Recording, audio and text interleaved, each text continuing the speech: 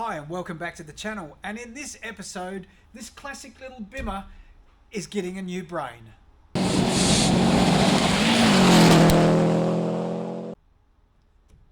Before we get onto this little beast, let's address the elephant in the room, the Mark II Escort build, which I know a lot of you are following. Yes, we are still going with that. We haven't stopped, or we haven't finished that yet. We're waiting on parts and bits and pieces to come in, so we probably won't have any more episodes on the progress of that build until probably early next year, I would say. So in the meantime, we've shelved that project while we're waiting, and we've got a few other things to do, which brings us on to this. This is a 1984 E30 BMW 323i. It was actually delivered into Australia in 1985. It originally had the 2.3 litre 6-cylinder engine in it. However, it's got a bit of a hybrid engine in it now. It's a 2.7 bottom end with a 2.3 head on it, which gives it a bit more poke. The owner of this car, the customer, has been using it for carnicross and club level motorsport events, things like rally sprints. However, there is a view to actually take this rallying and go and do some clubbing in it, which requires a bit more mods. Now, the car has proved to be a lot of fun for the owner. However, there has been some reliability issues with it. A few times it's lost power. Seems like maybe a fuel starvation issue or a few other bits and pieces. And so with some discussion with the owner, we said, listen, probably the best way to get around this is it's got some very old school technology in terms of its engine management system in it to drive the fuel injection and whatnot. So let's modernize it. Let's put a more modern brain into this thing. So a new ECU, which will allow us to control functions a lot better with the car, and also be able to do a bit more diagnostic with it so we can work out what's going on. Now, we have identified a few bits and pieces that do need to be sorted out in it, in the works, that the customer wasn't aware of, which is nothing uncommon with a car of this age. So we'll take a look at some of those bits and pieces and what we're dealing with, and we'll go through the installation of putting in a complete wiring ECU into this. So let's get going with it. Look at you, little man. What a terrible life you're leading. This is a common sight for Teddy, to be curled up in a race seat in a car somewhere. The side bolsters there are providing a lovely headrest for you, aren't they? Look at you, nearly asleep. I think you might move later on when it warms up. It's nice and cool in here at the moment. So anyway, back to the car. So we've already started pulling out some bits and pieces here. This is the computers that run the engine. They're mounted up under the dash on the driver's side from factory. This top black box is kind of like a little interpreter box, I suppose, that interprets the signals from the ECU and then sends them to the gauges and does a few other bits and pieces. There is a known issue with this. There's a relay or something faulty inside there. The customer's already identified, and hence this red wire here, this jumper wire, has been put in there to bypass that, and it has worked with some success. However, we are still having some issues. Underneath that is the actual ECU can itself. It's this. There was a few different types of ECU fitted. This one's a Bosch unit. Bosch did most of them for the BMWs, I believe. This particular one is an early one, which is called a Jetronic. Now, from what I can tell from research with that, the Jetronic systems control basically the fuel injection and not the ignition. The later ones, which came in around 87, 88, were called a Motronic, and they controlled the fuel and the ignition. We are going to do away with that, and then the new ECU will control both fuel and ignition. However, we will retain the distributor in there, and there's a few bits and pieces that we need to do to work around that. We did have a good check out, and we were trying to work out whether we were going to use the factory wiring, because it all seems like it's in pretty good condition. However, I think, to be honest, the easiest way to do it is we do have a nice decent loom that we have got with the Link Atom, so we will rewire the whole thing right through to the engine, and then we know what's going on. There is a few bits and pieces that we do need to nut out along the way, so let's go check out what's under the bonnet. These early bimmers had a flip up bonnet or a flip forward bonnet on them, which BMW thought was a great idea. Later cars went to a more conventional setup in there. So this is the donk, runs a distributor with a coil on there. We've already pulled the distributor out, and we'll have a look at that in a minute. Runs normal leads on it rather than coil on plug. These can be converted to coil on plug. However, we're not going to go to that length. This sort of fairly hefty bulky unit is the air filter and airflow meter setup. We're not going to be reusing the airflow meter on this. As you can see, again, things, you know, over time, this is actually loose or broken off, and it's got a bit of tape holding it in place. That's not surprising. We have found a few places where things are taped up. Not ideal in a rally car for a number of reasons, but moisture and dust and whatnot can get in there and then cause all sorts of strange things to happen. We haven't actually opened the air filter to see what it's like. However, we're not going to reuse any of this setup. We'll go to a pod filter on it, and as we do with a lot of our ECUs that we put in for aftermarket for rally cars, getting rid of the airflow meter solves a whole bunch of problems that can be created. So we've got the distributor out of the car because this was all wrapped up with tape and looked all a bit suspicious on the engine, and we needed to see what was going on in here because questionable. And as it turns out, it is a bit questionable in here.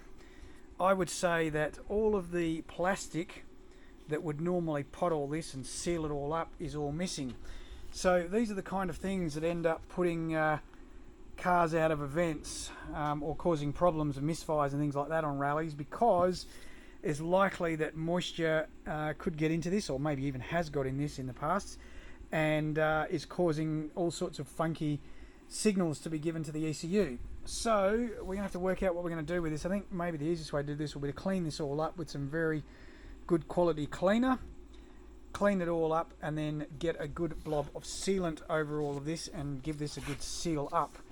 And then we'll have to find some way of supporting this wiring loom, which by the way was also floating around in the engine bay around the side of the engine. So we need to make sure that we've got this secured properly and run in a good route sort of thing, so that we can make sure that it is all under control. It's this kind of stuff, we don't get the baseline things right, it's going to be very difficult to get this new ECU in and get it to work properly.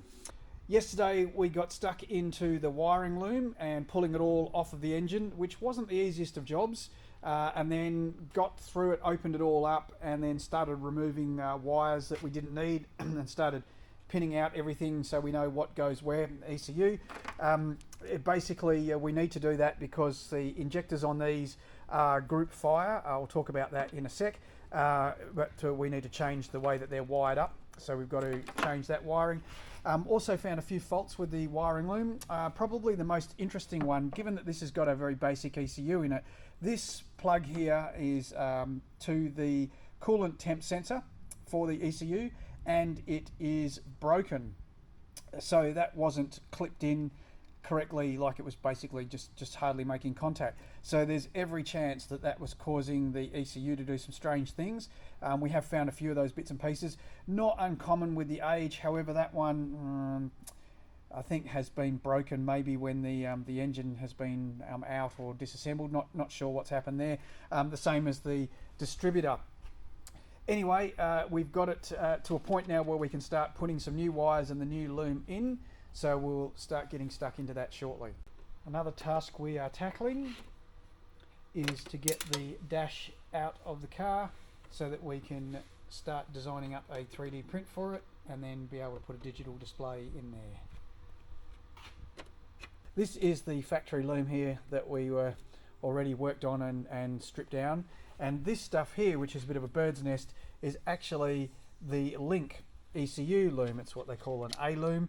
So basically Link are pretty clever. All of their plug and play ECUs use exactly the same connector with the same wires. It's just that on some of them more pins and more wires are used than others. So some of these wires in here we are going to reuse or use inside the car rather than inside the engine bay, and some of them are not.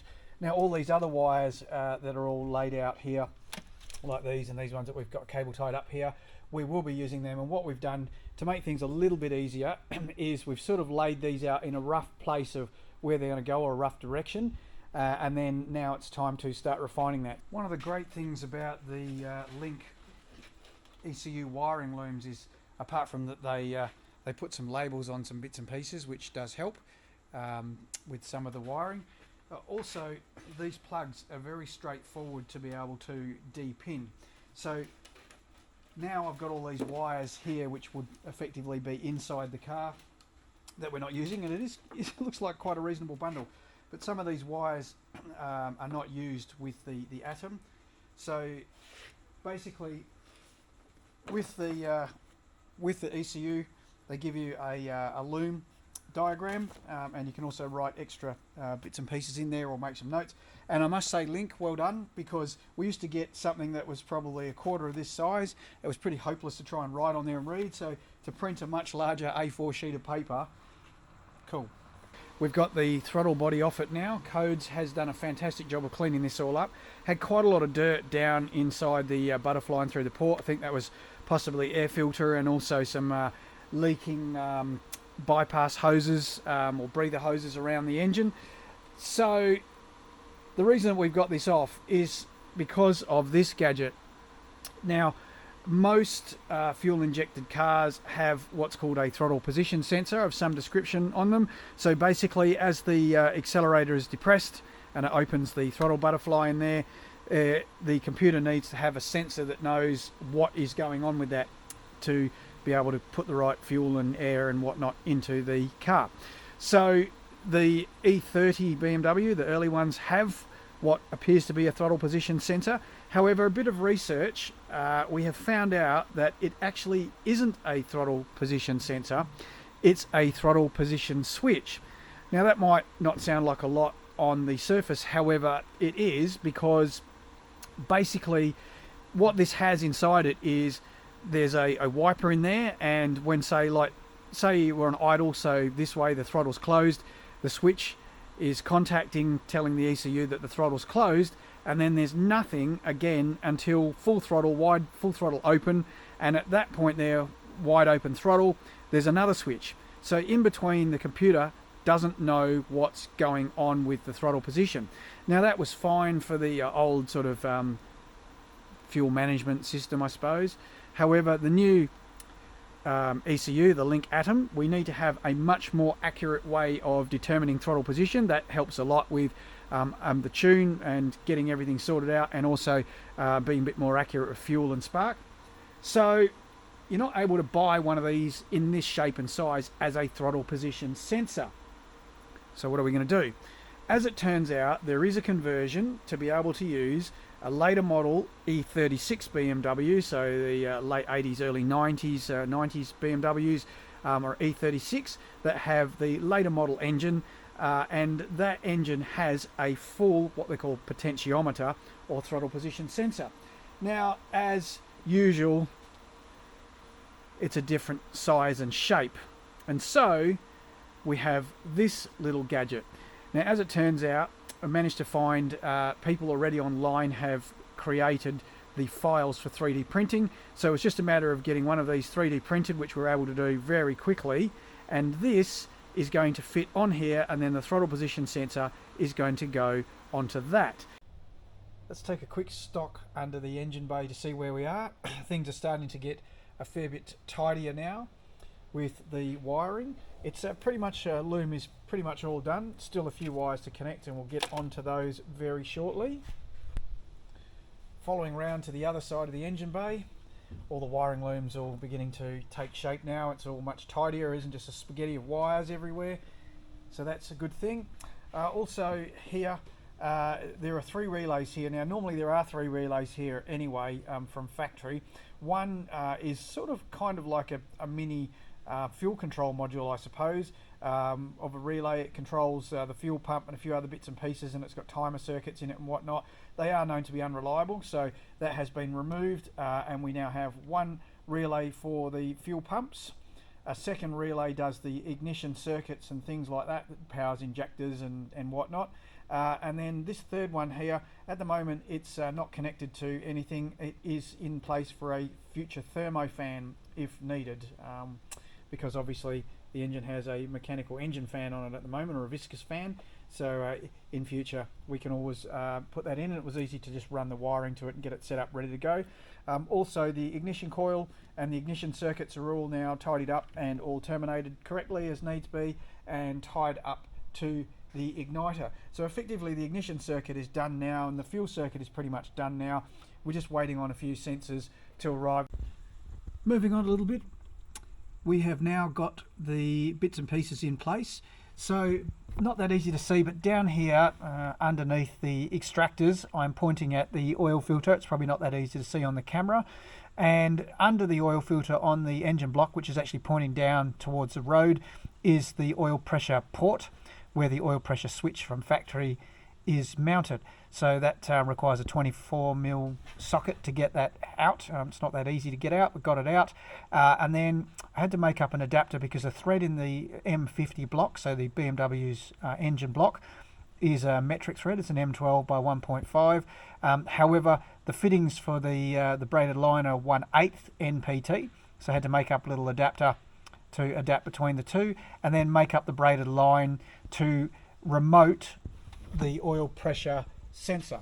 So it comes up round there. It's all protected and out of the way. You can see we've used some convoluted tube on it there just to stop it rubbing on any sharp edges, and it's mounted to the firewall here, and that's the oil pressure sensor there, 3-pin oil pressure sensor, and above it we have mounted the map sensor, the Bosch map sensor.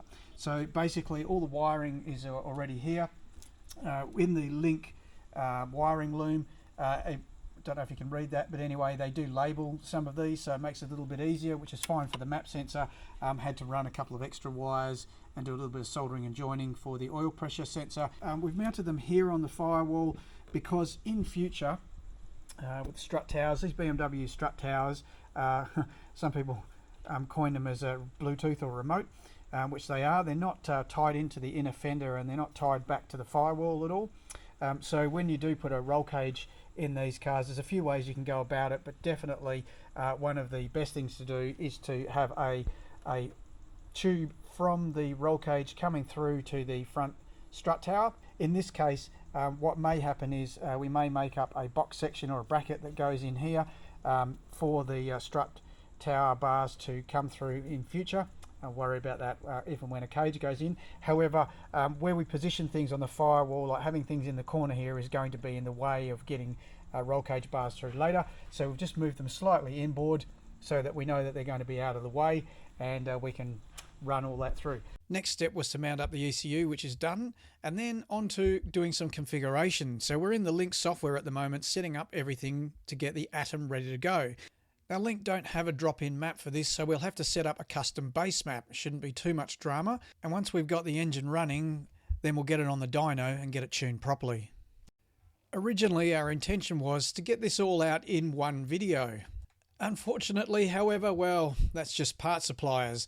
We're waiting on the throttle position sensor to come, so we're not able to put it back together and get it running in this video. So instead of holding out, we're putting this out as a two-part series. Hopefully you enjoyed part 1 of our E30 ECU upgrade. And before we sign off for 2025, we'd just like to say a great thanks to everyone that supported us during the year, either online, comments, etc., or also offline at rallies and other feedback. It has been very much appreciated.